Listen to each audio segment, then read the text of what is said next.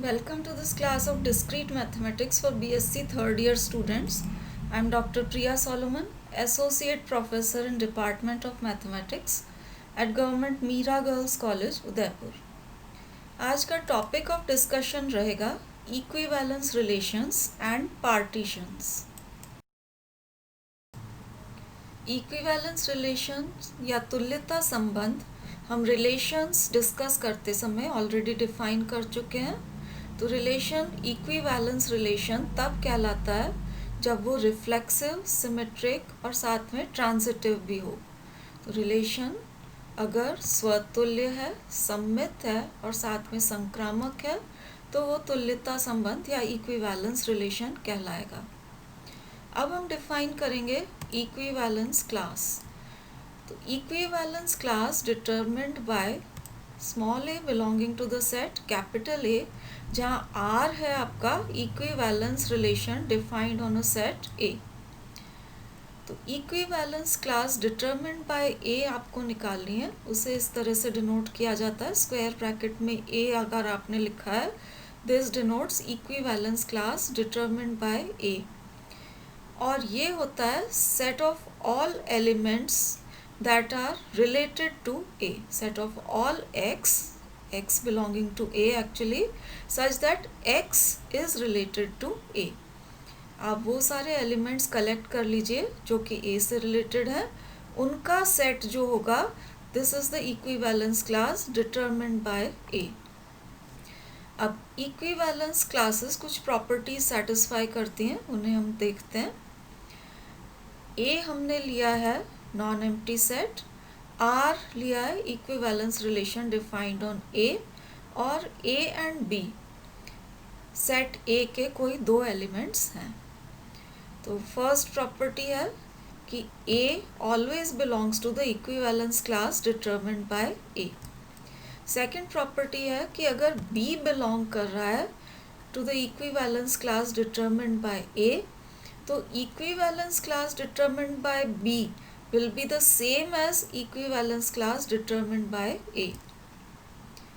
तीसरी प्रॉपर्टी है कि अगर equivalence class determined by A and B are equal, this is true if and only if AB belongs to R, that is A is related to B. अब यहाँ note करिए, if and only if है, two way implication है यहाँ. तो अगर A and B same equivalence class को determine कर रहे हैं तो ये पॉसिबल है only when A is related to B.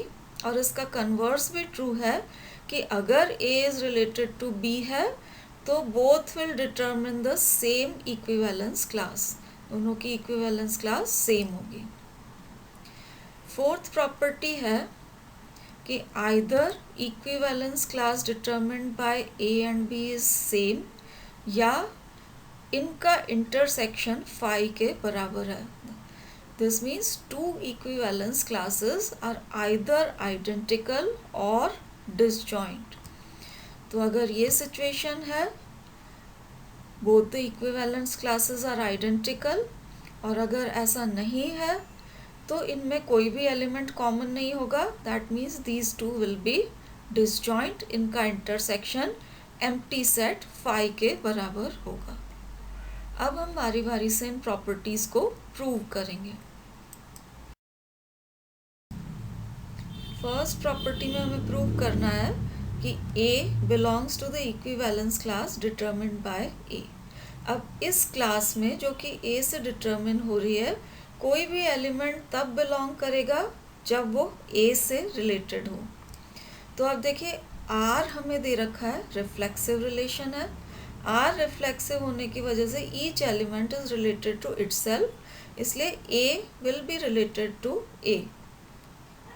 A will be related to itself. और जैसे ही A से रिलेट हुआ तो A से रिलेट होने वाला हर एलिमेंट इस इक्विवेलेंस क्लास में बिलोंग करता है. तो हम कह सकते हैं because A is related to A, this implies A belongs to equivalence class determined by A. इसलिए each element belongs to equivalence class determined by itself. अब हम आते हैं नेक्स्ट प्रॉपर्टी पे। सेकंड प्रॉपर्टी में हमें प्रूव करना है कि if B belongs to the equivalence class determined by A, then equivalence class of B is equal to equivalence class determined by A। अब यहाँ हमें इन दोनों को इक्वल शो करना है। तो दो सेट्स इक्वल तभी होते हैं जब पहले सेट का हर एलिमेंट दूसरे में हो और दूसरे सेट का हर एलिमेंट पहले में हो। यही हम प्रूव करेंगे। कंडीशन हमें यहाँ दे रखी है कि B belongs to equivalence class determined by A। अब इस क्लास में कोई भी एलिमेंट तभी जाता है जब वो A से रिलेटेड है। तो अगर B अगर इस क्लास में बिलोंग कर रहा है, that means B should be related to A। हम इसका कोई भी एलिमेंट इसमें प्रूव करने जा रहे हैं। तो हमने X ले लिया है इस इक्विवेलेंस क्लास का कोई भी element, equivalence class determined by B का कोई भी एलिमेंट ले लिया है X। अब ये एलिमेंट इस क्लास का है और इस क्लास का हर एलिमेंट B से रिलेटेड होता है, इसलिए X will be related to B। अब यहाँ पर देखिए इन दोनों कंडीशंस को हम साथ में यूज़ करेंगे। X is related to B and B is related to A। Relation R equivalence relation होने की वजह से ट्रांजिटिव है। तो X B से और B A से रिलेटेड है, तो ट्रांजिटिव प्रॉपर्टी से X डायरेक्टली A से रिलेट हो जाएगा। तो हम कह सकते हैं this implies X is related to A। और जैसे ही X रिलेटेड टू A हुआ, X will belong to the equivalence class determined by A। तो हमने यहाँ पर एलिमेंट लिया था X belonging to equivalence class determined by B में और शो कर दिया है कि X बिलोंग कर रहा है equivalence class determined by A में। दैट मीन्स इस सेट का हर एलिमेंट इस सेट में बिलोंग कर रहा है। तो हम कह सकते हैं कि equivalence class determined by B is a subset of equivalence class determined by A, क्योंकि इसका हर एलिमेंट इस सेट में है और इसको हम डिनोट कर रहे हैं रिलेशन 1 से। नेक्स्ट हम उल्टा प्रूव करेंगे कि आप इस इक्विवेलेंस क्लास का कोई एलिमेंट लें तो वो इसमें होना चाहिए। तो अब हम X ले रहे हैं any element of the equivalence class determined by A। अब इस क्लास का एलिमेंट है, that means it should be related to A। तो you get X is related to A। साथ में हमें प्रॉपर्टी में दे रखा है कि B also belongs to this equivalence class determined by A। तो अगर B belong कर रहा है equivalence class determined by A में, this implies B is related to A। अब R जो रिलेशन है सिमेट्रिक है। सिमेट्रिक रिलेशन की प्रॉपर्टी होती है कि अगर B A से रिलेटेड है तो A भी वापस B से रिलेटेड होना चाहिए। तो सिमेट्रिक प्रॉपर्टी को यूज़ करके we can say A is related to B। अब इन दोनों कंडीशंस को हम साथ में यूज़ करेंगे। तो आप देखिए X is related to A and A is related to B, दोनों हमने साथ में लिखी कंडीशंस। और अब आप R की ट्रांजिटिव प्रॉपर्टी लगाइए तो X डायरेक्टली रिलेट हो जाएगा B से। तो this implies X is related to B। और जब भी कोई एलिमेंट B से रिलेटेड होगा, it will belong to the equivalence class determined by B। तो X belongs to this equivalence class determined by B। तो यहाँ देखिए हमने X लिया था equivalence class determined by A में और प्रूव कर दिया कि it belongs to equivalence class determined by B। That means इसका कोई भी एलिमेंट लेते हैं वो इसमें वापस बिलोंग कर रहा है। तो हम कह सकते हैं कि equivalence class determined by A is a subset of equivalence class determined by B, क्योंकि इसका हर एलिमेंट इसमें है। और ये हो गई आपकी कंडीशन नंबर 2। अब 1 एंड 2 को आप कंबाइन कर दीजिए तो हम कह सकते हैं कि equivalence class determined by B is equal to equivalence class determined by A। क्योंकि 1 से ये इसका सबसेट है और 2 से ये इसका सबसेट है, तो ये तभी पॉसिबल है जब दोनों इक्वल हों, तो we get the required condition. Third property में हमें प्रूव करना है कि equivalence classes determined by elements A and B ये सेम होंगी, इक्वल होंगी, if and only if A B belongs to R and this means A is related to B. यहाँ आप देखिए इफ एंड ओनली इफ लगा है, तो to way implication आपको प्रूव करना पड़ेगा। फर्स्ट पार्ट के लिए हम सपोज कर लेते हैं कि suppose equivalence classes determined by A and B are identical. अब जो प्रॉपर्टी 1 हमने अभी प्रूव की थी उसे हम यूज़ करेंगे।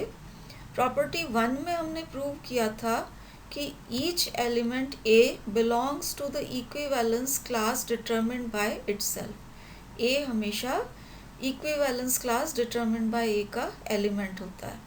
अब यहाँ पर ये दोनों क्लासेस बराबर हैं, तो ए अगर इस इक्विवेलेंस क्लास में है, this is the same as equivalence class determined by B, इसलिए A will belong to the equivalence class determined by B. अब equivalence class determined by B में कोई एलिमेंट तभी जाता है जब वो बी से रिलेटेड हो। सो ए इस क्लास में बिलोंग कर रहा है, this means A is related to B, and A is related to B को ही हम इस तरह से लिखते हैं कि this ordered pair A B belongs to R. तो आपका फर्स्ट पार्ट प्रूव हो गया कि अगर ये दोनों इक्विवेलेंस क्लासेस आइडेंटिकल हैं, then A is related to B या this ordered pair AB belongs to R।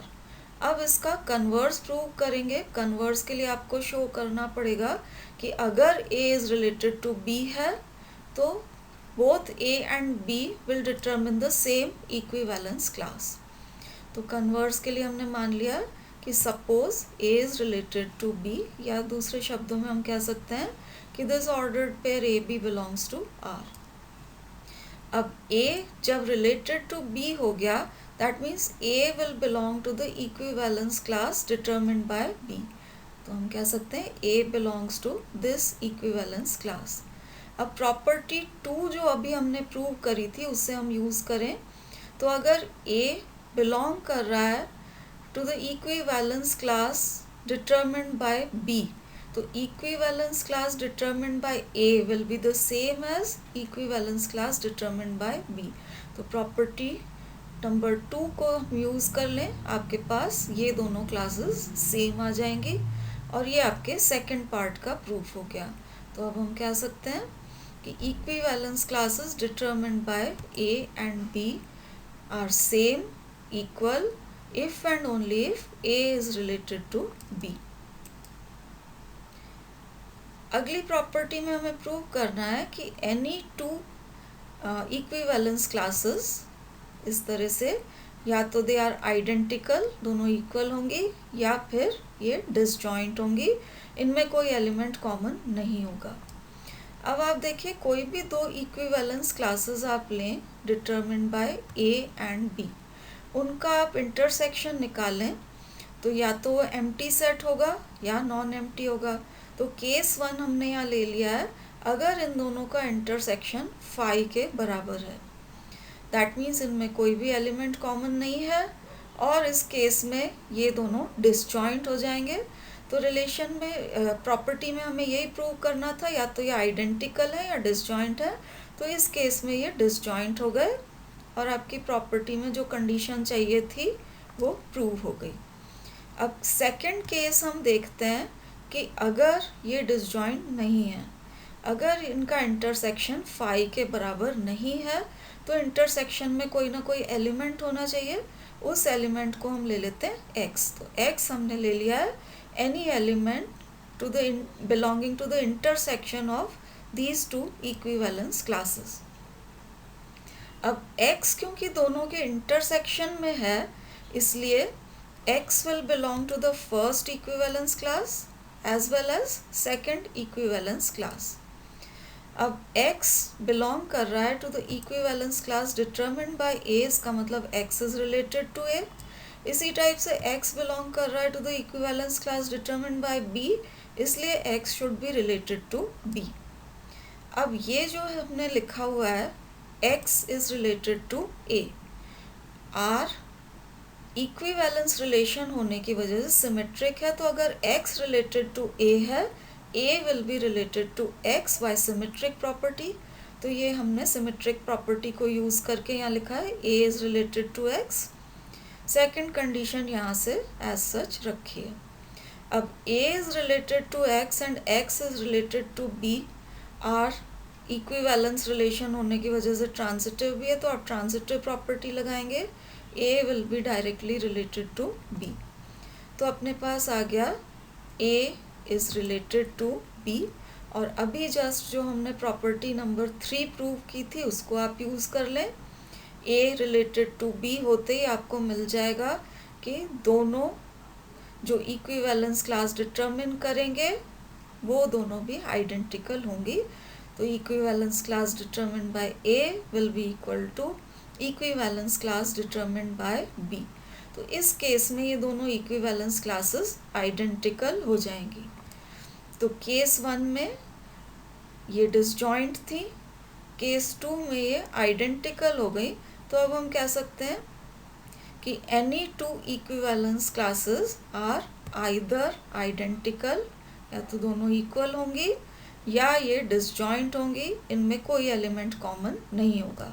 तो ये इक्विवेलेंस क्लासेस की इम्पॉर्टेंट प्रॉपर्टी होती है कि दे आर आइदर आइडेंटिकल और डिसजॉइंट। नेक्स्ट हम देखेंगे कोशेंट सेट किसे कहते हैं। आर अगर कोई इक्विवेलेंस रिलेशन है तो इस इक्विवेलेंस रिलेशन के थ्रू आप वेरियस इक्विवेलेंस क्लासेस निकाल सकते हैं। अब ये जो इक्विवेलेंस क्लासेस आपने निकाली हैं इनका सेट कहलाता है कोशेंट सेट, और उसे हम डिनोट करते हैं इस सिंबल s अपॉन r या s बार से। So the collection of all equivalence classes determined by equivalence relation R, this is called the quotient set. Next हम define करेंगे partition of a set. अब पार्टीशन जैसा नाम से ही क्लियर है, partition means division आपको करना है सेट A के एलिमेंट्स का। तो partition of a set A is the division of elements of the set into disjoint non-empty subsets of A.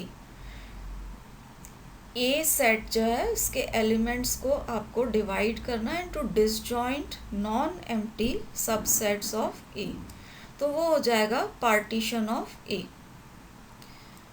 अब पार्टीशन के मेंबर सबसेट्स ऑफ A होंगे, इसलिए दिस टाइप ऑफ फैमिली जिसको हम इस तरह से डिनोट कर सकते हैं, this family of non empty subsets of set A will be called a partition of A।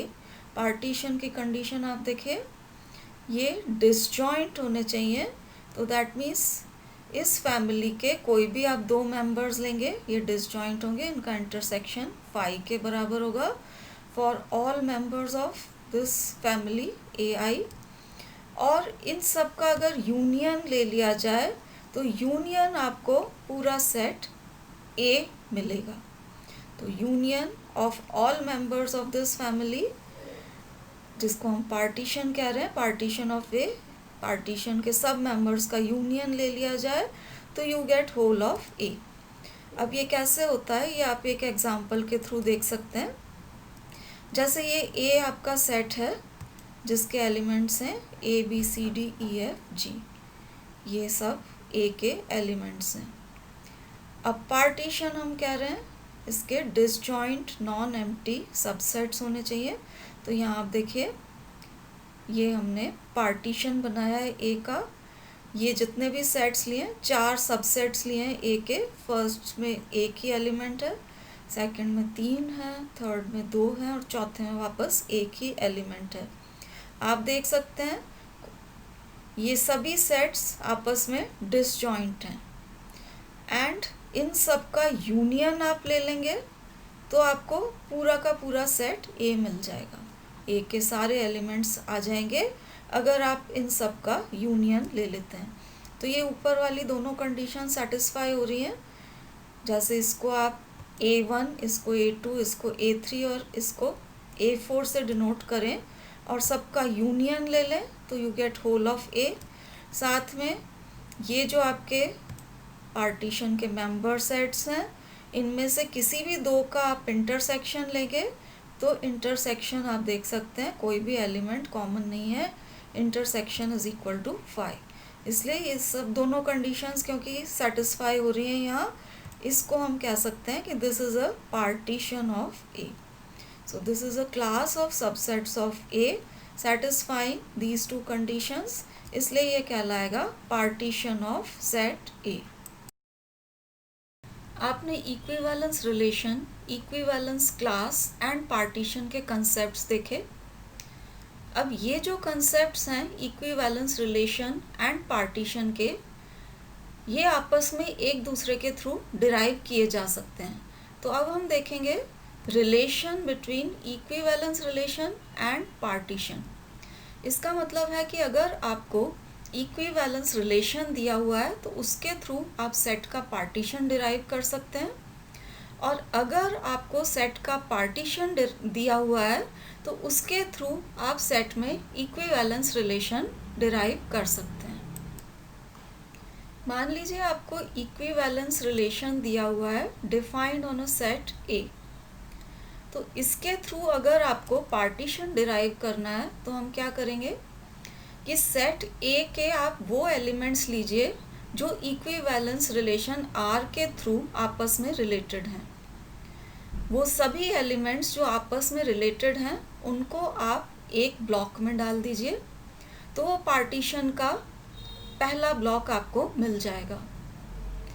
तो मान लीजिए दो एलिमेंट्स ए एंड बी हैं, अगर ए बी से रिलेटेड है वो पार्टीशन के एक ही ब्लॉक में चले जाएंगे, और अगर ए सी से रिलेटेड नहीं है तो ए एंड सी आपके अलग अलग ब्लॉक में रहेंगे।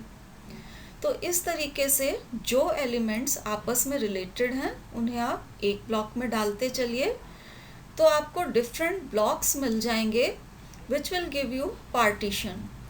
इस तरह का जो पार्टीशन आता है वो कहलाता है partition induced by equivalence relation, क्योंकि इक्विवेलेंस रिलेशन के थ्रू जो एलिमेंट्स कनेक्टेड हैं उन्हें पार्टीशन के सेम ब्लॉक में डाला जा रहा है। और ये जो ब्लॉक्स बनेंगे तो these blocks of such a partition जो कि इक्विवेलेंस रिलेशन के थ्रू डिराइव हुआ है वो कहलाएंगे इक्विवेलेंस क्लासेस। तो गिवन इक्विवेलेंस रिलेशन के थ्रू हम पार्टीशन डिराइव कर सकते हैं। इसी तरीके से अगर आपको किसी सेट ए का पार्टीशन दिया हुआ है तो उस पार्टीशन के थ्रू हम इक्विवेलेंस रिलेशन भी डिफाइन कर सकते हैं।